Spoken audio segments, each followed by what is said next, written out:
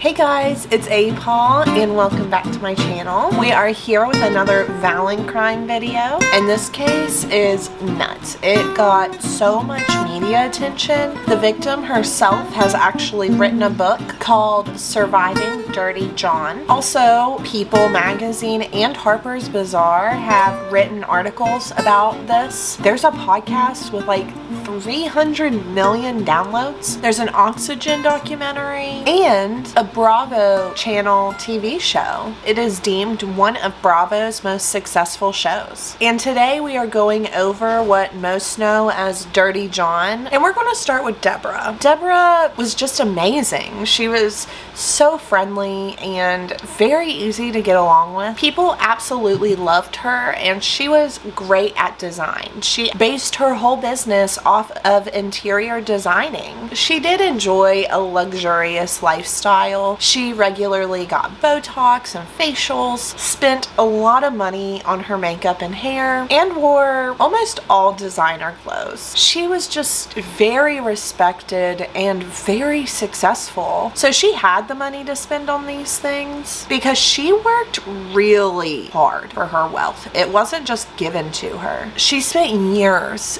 in the interior design world before she was able to start her own business. And she just absolutely loved her job. She did specialize in designing mobile homes and clubhouses. She had 4 children and was known to be a great mother. We will end up talking mostly about just 2 of her daughters, which I will mention later on. But unfortunately, love did not come as easy to her as working. She really struggled in finding a person that she could spend the rest of her life with. Her business, Ambrosia Interior Design, just took up a lot of her time and a lot of her effort, and that is why it's been open for over 30 years. Now, one of the daughters that will be mentioned in this story is Jacqueline, and at the time of this story, she was 24. She was very outspoken and really didn't care to hurt people's feelings with what she thought. She was just pretty sassy and just not afraid to speak her mind. And one thing is, she has always been very critical of her mom's boyfriends just because she wanted her mom to have the perfect person. I mean, who doesn't want that for their parents, right? While Tara, her other daughter, she was younger than Jacqueline and a little sweeter and a lot less judgmental. She was less dramatic, but she was living with her boyfriend in Vegas at the time of all this, training to be a dog groomer.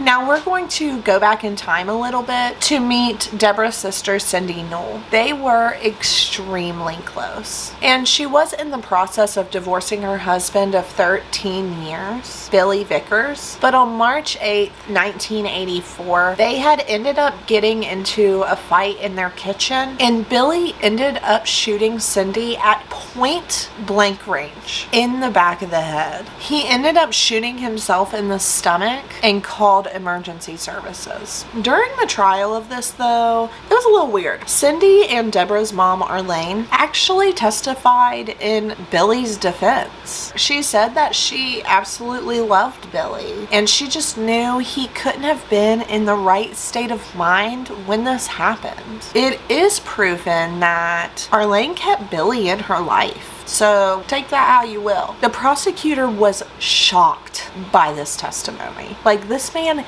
killed her daughter, and she's testifying in his defense. And it just really seemed like Cindy was being painted in a negative light since her own mother took Billy's side in this. And because of this testimony, the jury ended up acquitting Billy of a murder charge, and they deadlocked on the charge of voluntary manslaughter. Billy did ultimately end up pleading guilty to voluntary manslaughter in exchange that he would only get 5 years in prison. 5 years for killing his wife. But he was released in 1986, serving less than 3 years of his sentence. So of course there is another person in this story named John Meehan, and he was born February 3rd, 1959 in California. He was 6'2", hazel eyes, thick dark hair, and a really friendly smile. He was extremely good looking and absolutely brilliant. He did somewhat act like he was smarter than everyone else on this earth, and just overall acted like he was better than everyone. But in school, he was a straight A student. He was very active, and girls loved John Meehan. He was very charismatic, which gave him all the tools to be a manipulative piece of. And him growing up seemed to be the picture-perfect American family at first. There were 2 sons, one being him, and 2 daughters. His sisters were named Karen and Donna. He absolutely loved dogs, but during his childhood, his parents did end up divorcing when he was in high school. His mom did end up having an affair, which seems to be why the marriage ended, and his sisters have always said that he handled it with absolute rage. At this point, he started not just doing, but dealing cocaine and had several run-ins with the police. His dad did run Diamond Wheel Casino in San Jose, and his dad did end up usually bragging about his mafia connections. In turn, gave John this like mafia mentality. So John and his siblings would work at the casino also, cleaning to make extra money, which caused John to be completely surrounded by crime all the time. And a lot of it had to deal with his dad. There was a lot of illegal activity happening in front of John. There was filing of just crappy lawsuits that barely stood up, and a lot of trying to pull insurance scams. And John just sat and learned all of this to be able to act this way in his own life. So the late 1980s, he had already been caught by police stealing drugs, but he ended up turning in his own best friend to help with a plea bargain, which caused him to run out of California in 1988. He ended up going and getting a bachelor's degree at the University of Arizona, and even enrolled in the University of Dayton's law school. But he actually never finished this schooling. But while he was at the University of Dayton, he had gotten a few nicknames there. One being the infamous Dirty John. People also called him Filthy John or just Filthy. And this was all based on his sexual behavior with his partners and just his crazy behavior and actions. His classmates did learn that John had been running a lot of scams. He had multiple credit cards under fake names, and he had been taking money from a roofing job he had that he never actually completed. And he ended up dropping out of school. And according to his sisters, his downfall was really when his parents divorced. And because of this, he would go to extreme lengths to get what he wanted. Like one time he had crushed up glass and put it in his taco and actually bit into it just so he could sue the company that made the tacos. Let's get into a little bit of John's dating history. While he was at college, he ended up meeting a Tanya Sells. She was a CRNA about to graduate school, and he did end up charming her into thinking that he was a responsible college student also. So after John dropped out, he ended up staying around the area because he was seeing Tanya. And in November 1990, they ended up getting married at St. Joseph Catholic Church in Dayton, Ohio. She was 25 and he had told her he was 26, but in reality, he was 31, and none of his family attended the wedding. When Tanya thought this was a little weird, he ended up just telling her that actually his whole family are drug addicts and that they would have embarrassed him and ruined his whole big day. So he just didn't see a point in inviting them. They ended up having 2 daughters together, and Tanya actually helped John go through anesthesia school also. He ended up stealing OxyContin and fentanyl, and he would fake personal injury accidents to get more also. After he graduated, things just went downhill for Tanya and John. He became very negative to her, yelling at her all the time, getting onto her for everything she does, having massive mood swings, and was just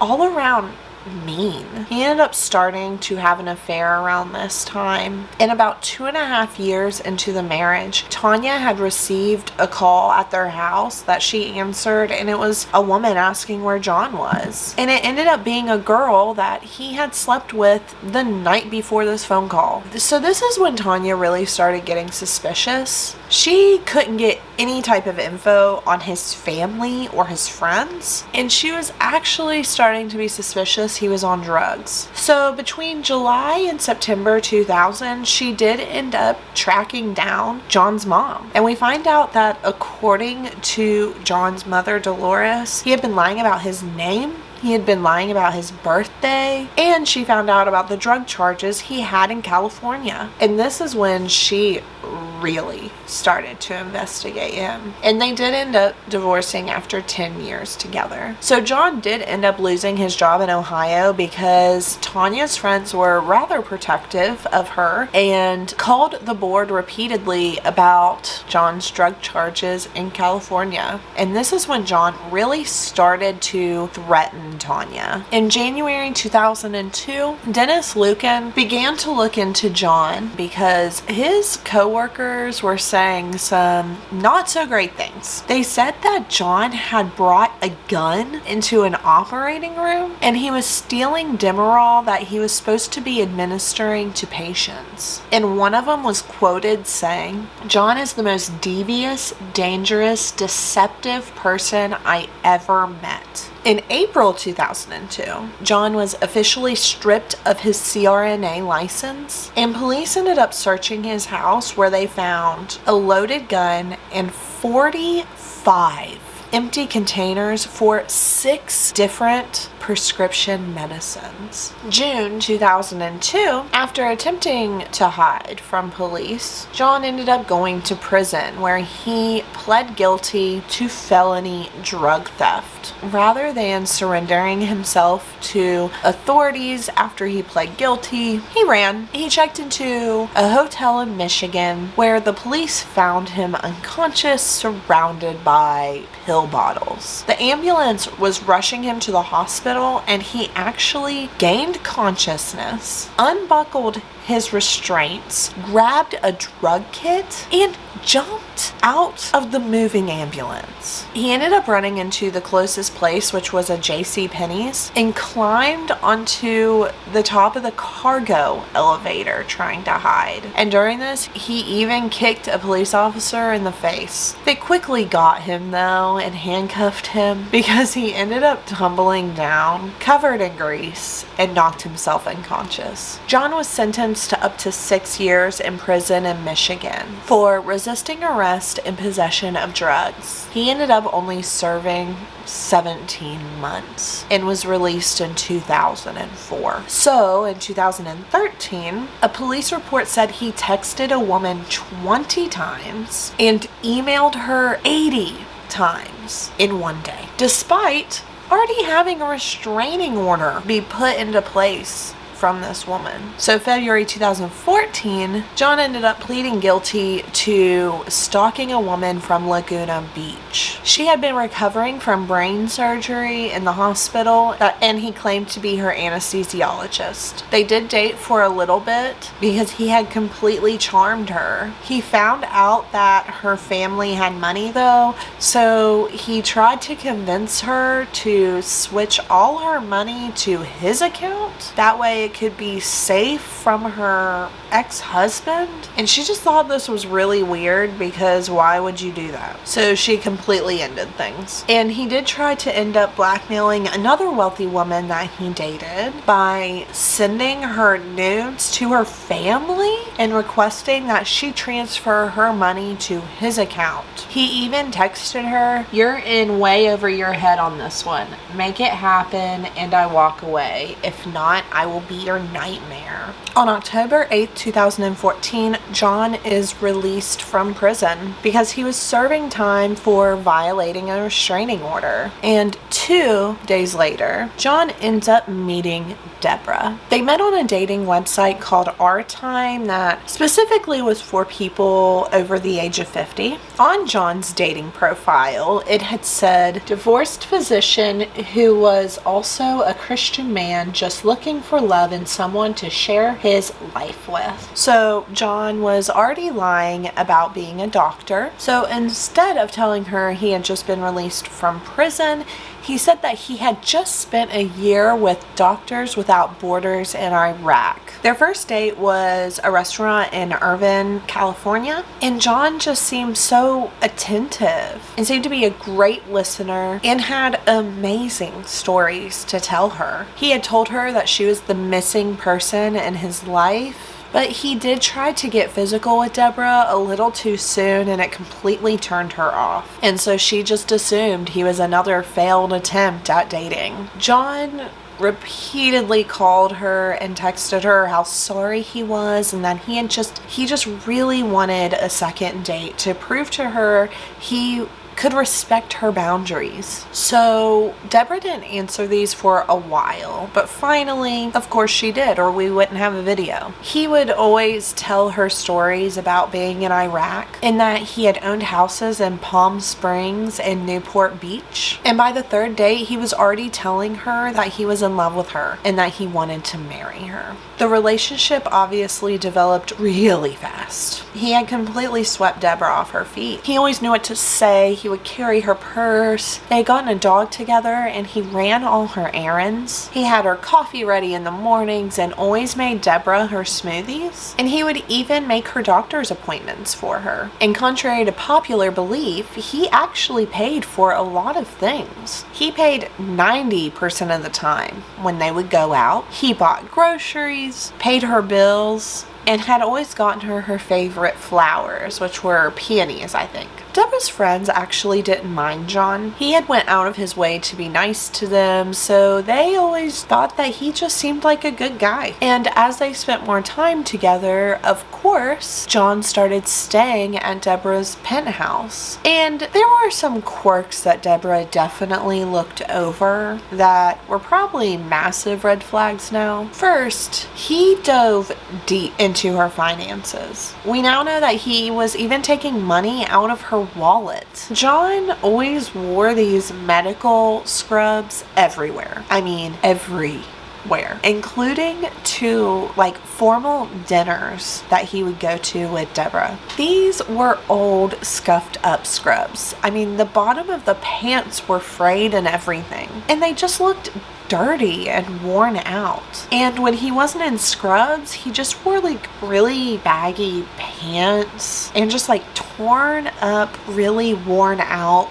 t-shirts, and claimed that all his clothes had been stolen in Iraq along with his vehicle. So John ended up telling her that he just wanted to please her and to dress him how she wanted him to be dressed. So this woman bought him a full wardrobe. And another red flag is that he had all these scars all over his body, and he had a story for like every single one. But because of all these scars, that he claimed that he had a bad back. And this is how he explained occasionally being caught taking Oxycontin, because he said that he occasionally needed it when it hurt. But he would also inject himself with something every day and said it was because he had bad kidneys, so he needed to inject himself with testosterone. And another red flag is that he never had money. He claimed that all his money went to his kids, but somehow had money for all the stuff he did for Debra. Now, Debra suspects that he was still dealing drugs. Debra had no idea that John was using heroin at this time. She says now she has seen the signs of him using, but she had really only saw prescription pills because of his back. So Tara didn't realize that John was using heroin. She had just seen him doing prescription pills for what she thought was his back. She says now she sees the signs, but she just assumed it was the Oxycontin. So Jacqueline and Tara did not like John. Jacqueline called him a homeless loser for always dressing in scrubs and said John would just like inspect everything at the penthouse. And she thought it was really weird that John was so interested in Debra's like safe and designer bags, things that were pretty expensive. And she ended up telling her mom she wanted nothing to do with this man and to get him out of the penthouse. But Debra just didn't take this seriously because Jacqueline has always been skeptical of her boyfriends. Debra did think he would have a better chance with Tara because she was, you know, a little sweeter and less dramatic. But she was also skeptical of John. She didn't understand why, if he was this great guy, why he was still single. And she saw multiple red flags, such as not having a car. What doctor doesn't have a car? What doctor can't afford a car? And he claimed to have houses in Newport Beach and Palm Springs, yet they never went there. He never offered for them to live there, never showed pictures of these houses, and just absolutely never offered for anybody to visit them. She also thought it was really weird because John would spend his whole day playing video games. Her mom was buying everything at this point, including the big screen that he was playing on. In November 2014, he had finally convinced Debra to live somewhere else. Jacqueline also lived with her mom when she was in the penthouse, and John and Jacqueline just knew they could not live together. So John and Jacqueline ended up moving in together 5 weeks after they met. They moved to Balboa Island in Newport Beach, you know, where John supposedly has a house that for some reason they couldn't move into, and it was $6,500 a month. The house was in Debra's name alone because John just explained that he was having some tax problems that would not be good if he put his name on this house. But this is when their relationship truly blossomed. They spent all the time together. They went to restaurants, would take walks, looking at all the scenery. They were very playful, constantly like picking at each other, keeping things fun, taking selfies, and they even played little pranks on each other. And one day they came home from church and some woman was in their apartment. She had wet hair and dressed in all of Debra's white clothes. She was acting super creepy and was just looking around the living room. She was drinking a glass of Ovaltine while holding a miniature Bible.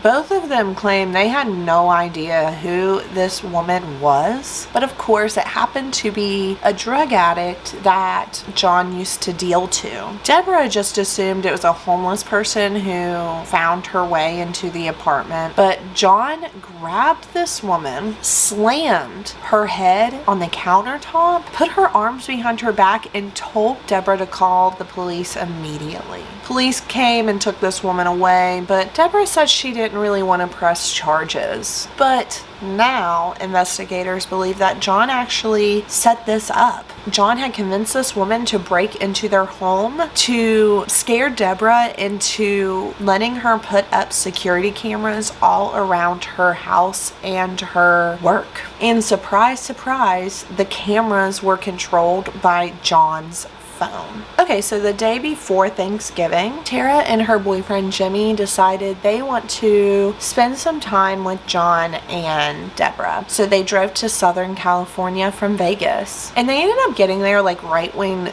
Debra and John were moving into the Balboa Islands home. And she went up and introduced herself to John, and he was completely standoffish and just rude. He just seemed completely uninterested that she was there. And this is how Tara found out that John and Debra were living together. She ended up creeping into John's stuff and finding the nursing certificate to prove that he was not a doctor, he was a nurse. Molly, you gotta get down. Come on. John completely flipped ripped on Tara for going through his stuff. He said he called himself a doctor because he had a PhD in advanced training in anesthesiology. He said that she was trying to break them up and that she just didn't want to see her mom happy, and asked her what her problem was. And Debra just stood there through all of this. Tara was obviously upset and asked her why she was letting him talk to her like that. And this was the moment that she really felt that Debra was choosing John over her own kids. And John counteracted with telling Debra that her daughters didn't want her happy and they actually just wanted her dead to get any type of inheritance from her death. And he said it so often that she somewhat believed him. On Thanksgiving, Debra's wonderful mother Arlene came, and John put on a whole religious act for her because she was very religious herself. But Jacqueline was at Thanksgiving. John tried to pull her to the side and talk to her, but Jacqueline just started freaking out. I mean, screamed at him in front of everyone, calling him the devil, and whatever he had to say to her, he could say in front of everyone, and this really pissed off John. He said that they were spoiled brats who were out to get him and out of control. And at this point, Debra decided to get therapy to help figure out this situation. And unfortunately, what the therapist told her was that you need to set boundaries with your daughters, and if you really love John, that was all that mattered. So December 2014, John and Debra end up getting married in Vegas after less than 2 months on being together. This was during one of Debra's business trips, and it just took place in a courthouse and no one was invited. And at this point, you have to remember that John was addicted to opioids. He had done time for theft. He had a criminal history of stalking and possessing weapons, and had multiple restraining orders against him. 3 from 3 different women in place, and 3 from 3 different women that were pending. So if we're in December, obviously Christmas came around, and they just wanted to have a traditional Christmas at Debra's oldest daughter Nicole's house. Debra did decide she was going to bring John, and when Jacqueline and Tara found out, they absolutely refused to go. And Debra figured she could at least talk Tara into coming, so she and Tara received therapy to try to figure out how to deal with this type of situation. And with the therapist, they did decide that Tara would go, she would just stay away from John and not talk to him. One thing that Tara was concerned about was having John around the kids in her family, and of course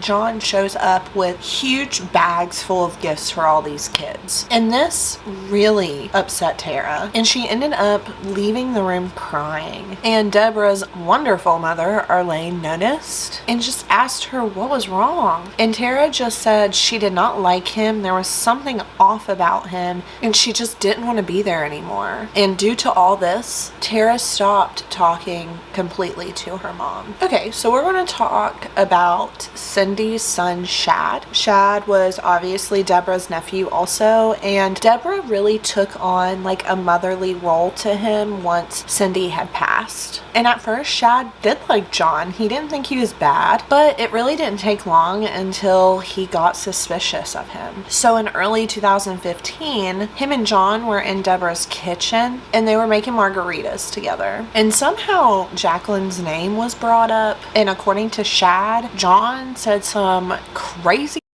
about Jacqueline. He said that he could take her out from 1,000 yards, and evidently Debra just stood there laughing. And he said it was just like Debra didn't take John seriously. So at this point, Shad reaches out to Jacqueline and Tara and found out that Jacqueline and I believe Nicole had hired a private investigator already. Tara, I don't think, was financially able to help, but she was completely on board with the idea. And this PI, Debra had no idea about. But the PI did find out that John had filed bankruptcy. He obviously was only a nurse, not a doctor, and had addresses in Arizona, Ohio, Indiana, Tennessee, and multiple across California. One being in a trailer park in Riverside County. Shad ended up calling the trailer park and finds out it's a woman's place that he called, and this woman had dated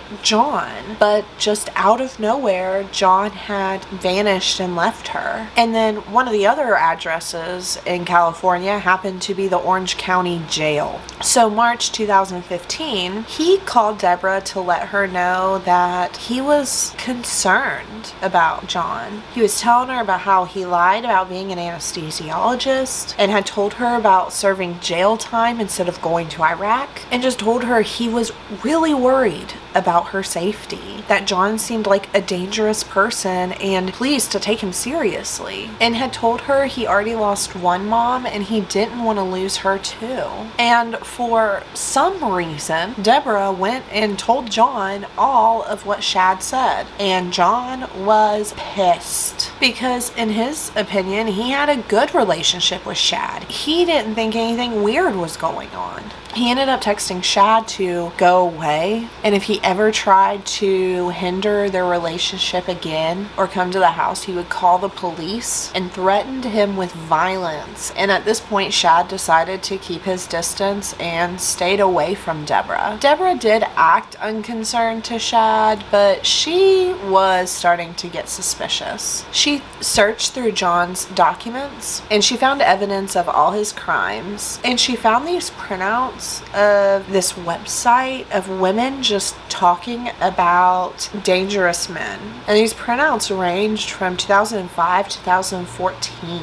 And these printouts were about dating John and how John had seduced dozens of women after meeting them on a dating site. He ended up trying to steal their money, relentlessly threatening them afterwards. And dozens of women saying not to let him in their life, and that he is a classic psycho. There was a letter that also came to the house for John, and Debra decided to open it. She didn't get very far, but she was able to tell that it was from an inmate in prison, and she tried to start reading it, but John broke into the room and ripped it out from her hands. He was super defensive about this letter and was screaming at her and asking her why she was reading his mail and how that's a crime, and that all it was a pen pal for some type of charity event. But it made Debra question a lot when this happened, because it seemed like he was hiding something. So the next day, John went to run some errands, and Debra started to snoop through his stuff again. She found that he was a former CRNA, but he got hooked to painkillers and was arrested, which caused him to lose his whole career. She has found that he was obviously a con man between 2005 2014 based on all of the printouts she found, and there was a stack of court records that also proved that. And she was able to find out that he met all these women on a dating site claiming to be a doctor. She also found out that the police had been investigating him for a long time. So when they searched his storage unit, they found a Colt 38 special handgun, binoculars, a GPS unit, ammunition, heavy-duty cable ties, a bunch of syringes, a pocket saw, a bottle of cyanide, and 8 cyanide capsules. And she was also able to find out that while he was in prison, he was offering other inmates $10,000 per murder to kill the detectives on his case or any of the 5 witnesses. She was absolutely terrified for her life, rightfully so, and quickly found out that everyone in her family was right. So Debra ended up moving out of the Balboa Island home, taking advantage of the fact that John was actually in the hospital for his back. And Debra knew he was going to be in there for a few days, so she took complete advantage. And while she was moving out, she found even more stuff on John. She found papers of scribbled gun names and codes, phone numbers, and even inmate numbers. She found a stash of bank routing numbers, numerous names, and numerous social security numbers. And so she just quietly moved out. John spent months texting and calling her, begging her to take him back. He just told her he needed her, and he just had an explanation for everything. But then he got mad. He said he was going to take her for all her wealth, and he was no longer trying to smooth things over. He started telling her that family members that were in the mafia were going to take care of her, and just kept threatening her. And then Debra finally sent, "Enough. You are evil." He texted back saying, "Divide up the stuff and I'll never see you again. Your choice." And so the PI told Debra to switch up her appearance to make it really hard for him to be able to follow her, figure out where she was or who she was. So she tried wearing sunglasses. She would change hotels every few days she was staying at, and was taught how to survey the room. Told her to wear bland clothing where she was so used to wearing designer stuff, and was told to dye her hair or buy some wigs. And she would also rent cars under her assistant's name to drive around. But after all of this, Debra gets back together with John. He kept texting her to please come visit him at the hospital, and she ended up giving in. She said she felt guilty from abandoning him because her wedding vows were for better or for worse. By June 2015, John had done some major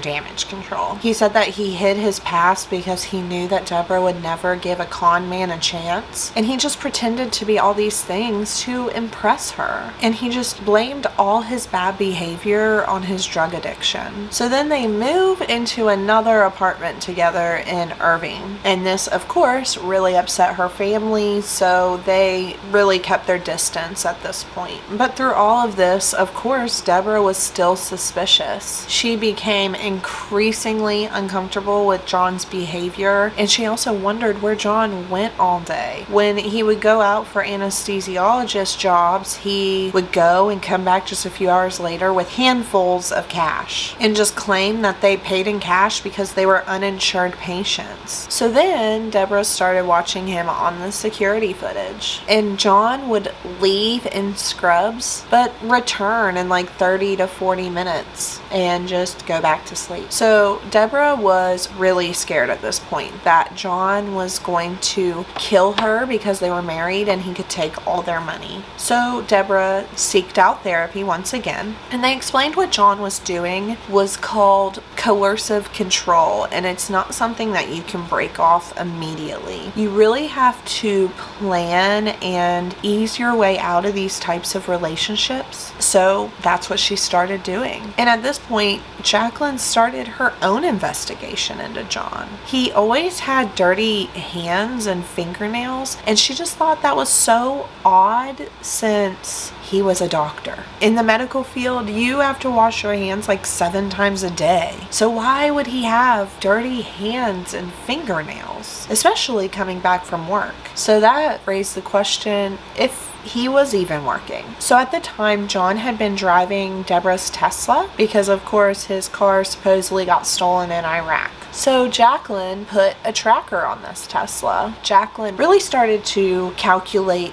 the time and mileage it would take to get there. And the tracker did say he did go to a few doctor's offices. That was not a lie. But he was also going to some warehouses. And he would go to the post office, and he would go to several fast food places a day. And Jacqueline did start getting text messages from her mom. They were completely misspelled, which was weird, and just really didn't sound like her. So she also assumed that was John. And tension between Jacqueline and John just kept getting worse. John got to a point that he wouldn't even let Debra see her kids, and specifically said if she saw Jacqueline, he would be even more mad. And he had caught Debra sneaking off to see Jacqueline, and he said that if he ever caught Debra again, he would throw Jacqueline into the ocean. And so then he found out that Debra had been paying for Jacqueline's real estate school. And he ended up contacting the school and completely trashing Jacqueline to them. So at this point, Debra started hiding cash in one of her bottom drawers of her dresser. And she had about $30,000 in there, and John found it and brought it to her, completely freaking out. And he was poking her over and over and over again, just begging her to hit him, because if he got hit by her, she would never get up again. So she grabbed some of her makeup and just left as fast as she could. March and April 2016, Debra just reached a breaking point. She was done with the marriage and she filed to annul it. Debra moved in with Jacqueline, and there was security cameras all around the apartment complex, so she felt pretty safe. And they just camped out and never left there. She went into hiding for 7 months with Jacqueline. And so this is when John really began harassing Debra. He began sending her threatening messages, demanding half of everything with Debra, promising to ruin her. And so she requested a restraining order, but they denied it because technically he was living in Las Vegas at this time. So being in a different state didn't really warrant imminent danger. So on June 11th, 2016, Debra drove her Jaguar to work. And when she left, the Jaguar was gone. So they started looking at the surveillance footage, and John was there on the security cameras stealing her Jaguar. The car was found about a block away, but there had been gasoline poured all over it. And sorry, this looks a little different, but this video is taking a long time. My camera battery died, so we're just going to go with my phone now. So they found her car about a block away, and it was covered in gasoline, and there was a little bit of fire damage to it, but it seemed like they got there pretty fast, so there wasn't a whole lot of damage. John had completely failed on setting this car on fire, but for some reason the police just chose not to charge him. This ended up scaring Debra really bad because clearly John was back in town. So she called Jacqueline, which then called Tara, and so they all would know that John was there. So when Debra told Jacqueline this, Jacqueline said, yeah, I saw him on the street last night, just waiting outside of Jacqueline's apartment. On August 20th, 2016, that evening, Tara was getting off work and she was trying to get ready for a Jason Aldean concert. She parked her car in the lot outside of her apartment complex, and as she got out of the car, John approached her. He was coming from behind and was ready to attack her with a knife. He tried to get her in the car, but she was screaming and fighting the whole way. She bit him as hard as she could. They ended up wrestling to the ground. She had these heavy rain boots on, so she was able to kind of kick her way out of this because they hurt a lot. So she ended up even kicking the knife out of John's hand. She was able to grab it, and she ended up stabbing John 13 times, including once through the eye. Ouch. So a neighbor did end up seeing all of this and bringing a beach towel out to Tara to wipe her wounds and helped her call 911. Tara also called her mom to tell her what happened, saying, I think I killed your husband. The paramedics got to the scene and administered CPR and actually was able to get a pulse back for John. So John was brought to the hospital, and after a few days they did deem him brain dead, and his sister Karen ended up just pulling him from life support. So John Meehan ended up dying at the age of 57, 4 days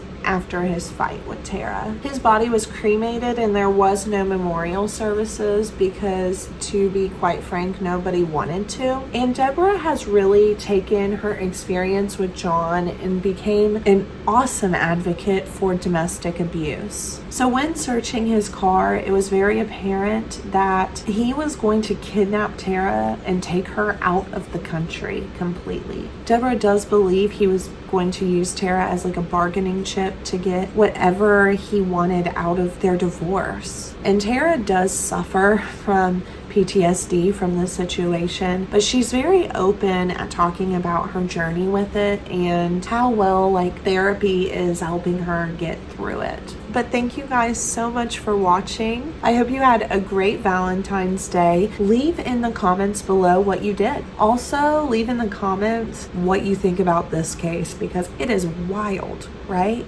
Absolutely wild. And if you haven't already, please go back and watch my Unsolved in West Virginia series, because there's going to be a season 2 very soon. So you want to make sure you're caught up. Please like and subscribe for me, and hit that notification button. That way you're notified the next time I upload. Alright guys, I will see you in the next one. Bye!